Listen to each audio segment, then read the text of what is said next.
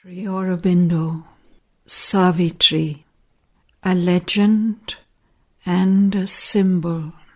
Book 1, the Book of Beginnings. Canto 1, the Symbol Dawn.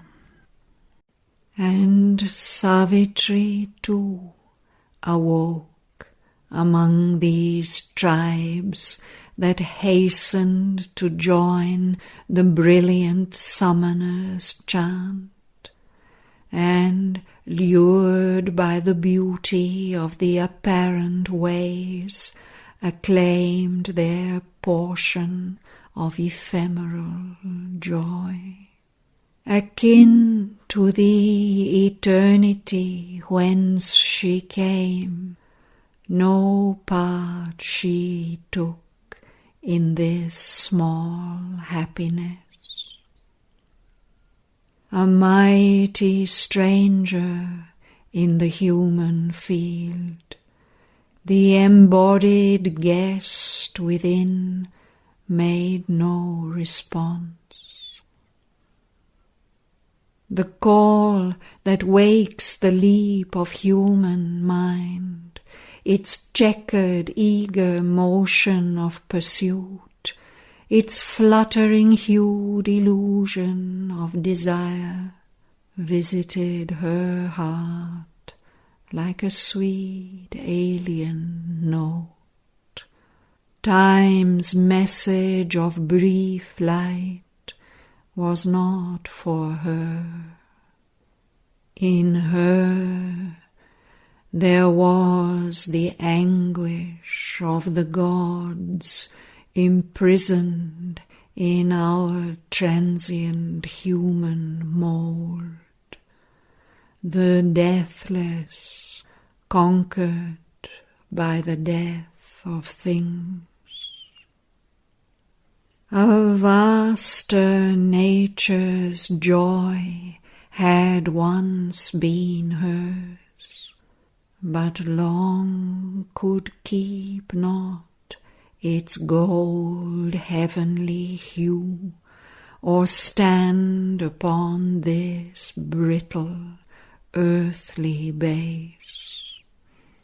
A narrow movement on time's deep abysm, life's fragile littleness denied the power, the proud and conscious wideness, and the bliss she had brought with her into the human form, the calm delight that weds one soul to all, the key to the flaming doors of ecstasy.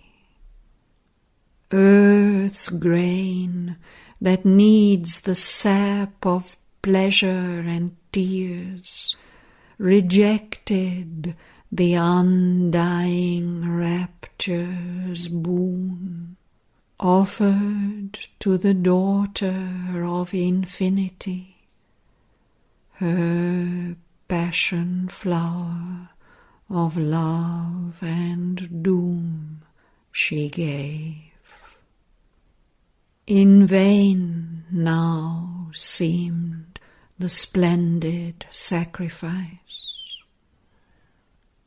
A prodigal of her rich divinity, herself and all she was, she had lent to men, hoping her greater being to implant, and in their bodies' lives acclimatize, that heaven might native grow on mortal soil. Hard is it to persuade earth nature's change. Mortality bears ill the eternal's touch. It fears the pure divine intolerance of that assault of ether and of fire. It murmurs at its sorrowless happiness, almost with hate repels the light it brings.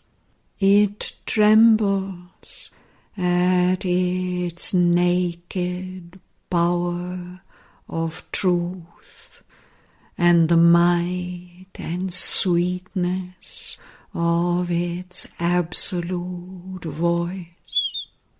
Inflicting on the heights the abysm's law, it sullies with its mire heaven's messengers. Its thorns of fallen nature are the defense it turns against the Saviour hands of grace. It meets the sons of God with death and pain. A glory of lightnings traversing the earth scene, their sun thoughts fading, darkened by ignorant minds. Their work betrayed, their good to evil turned, the cross their payment for the crown they gave. Only they leave behind a splendid name. A fire has come and touched men's hearts and gone. A few have caught flame and risen to greater life. Too unlike the world she came to help and save. Her greatness weighed upon its ignorant breast, and from its dim chasms welled a dire return, a portion of its sorrow, struggle, fall. To live with grief, to confront death on her road, the mortal's lot became the immortal's share.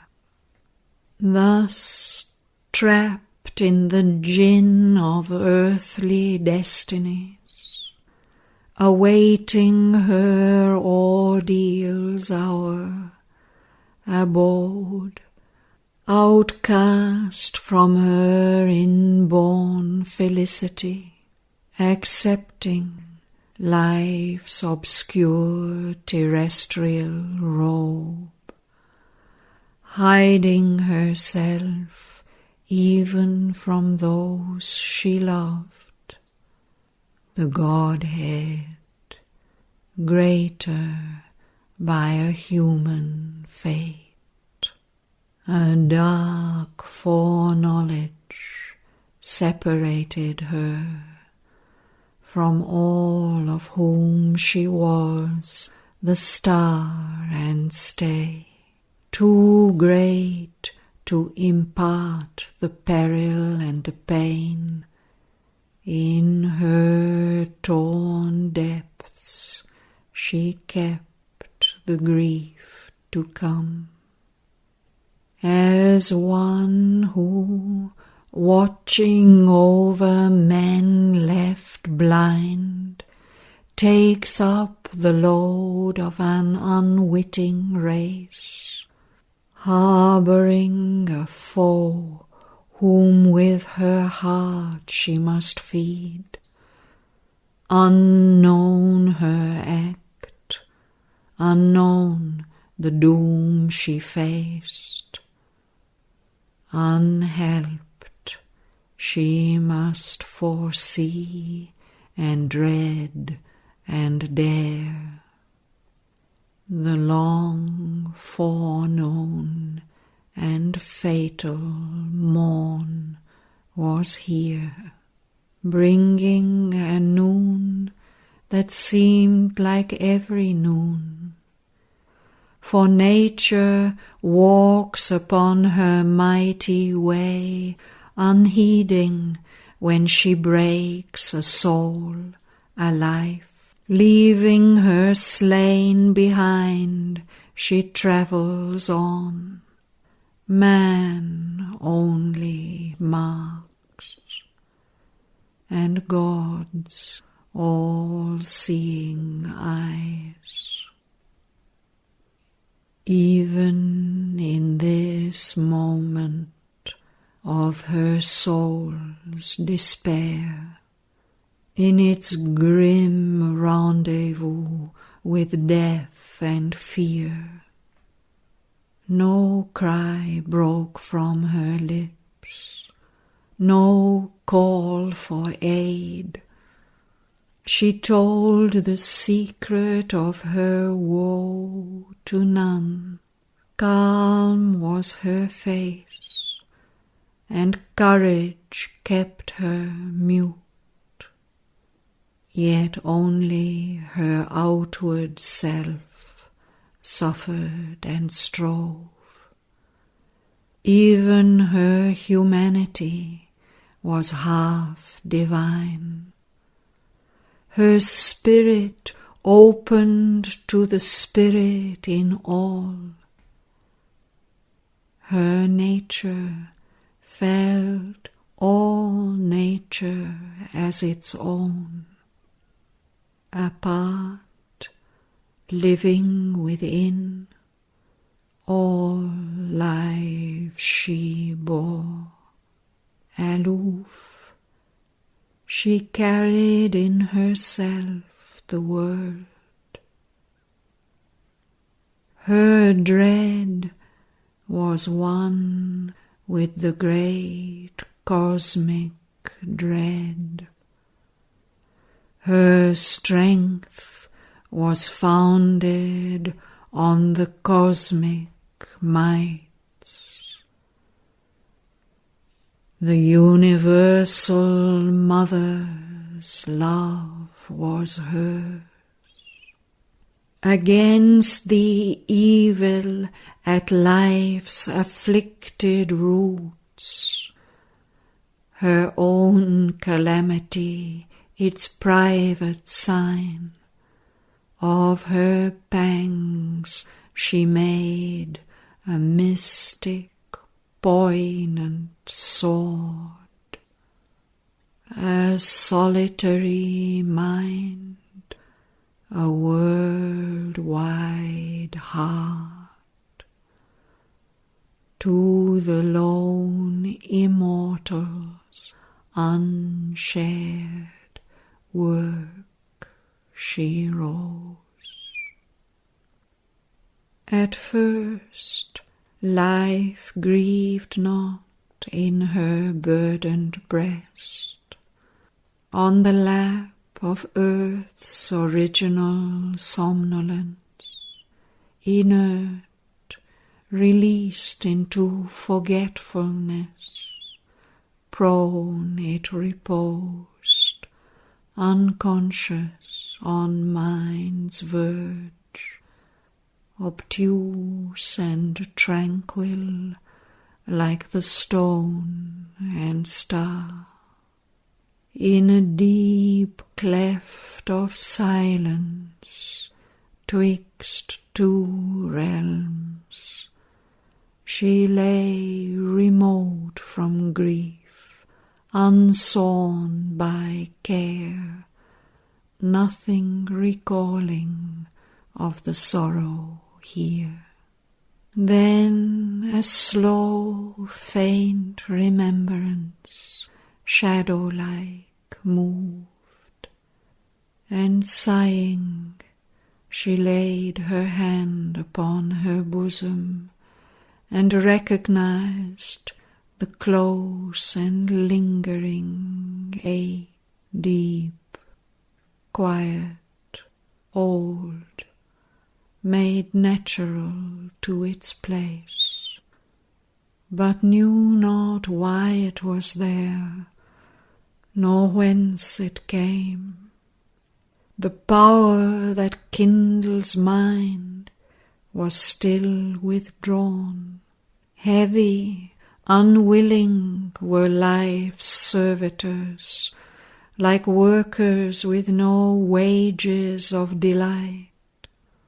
Sullen, the torch of sense refused to burn.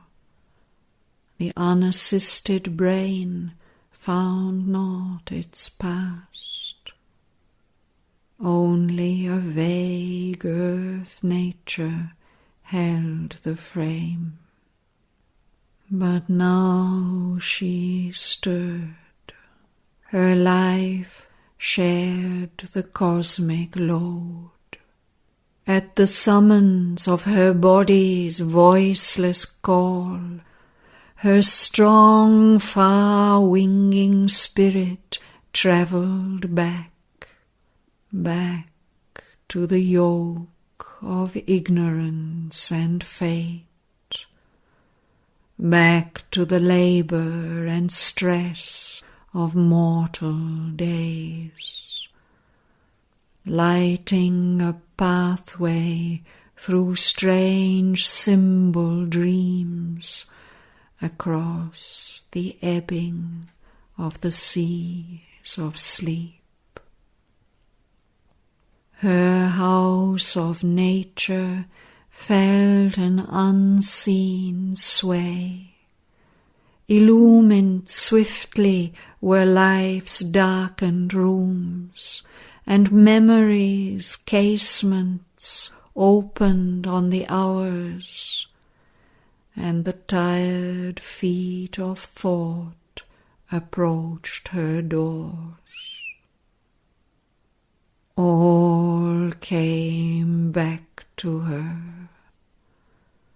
Earth and love and doom, the ancient disputants, encircled her like giant figures wrestling in the night.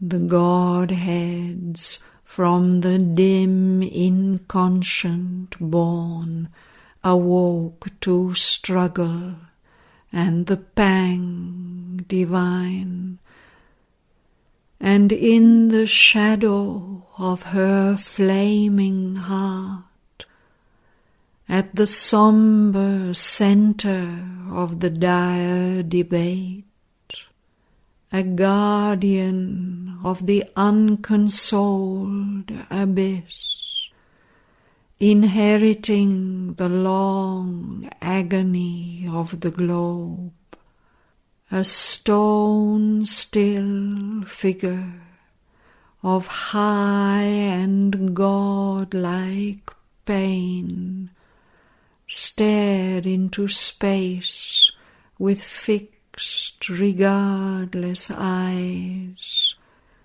that saw grief's timeless depths, but not life's goal.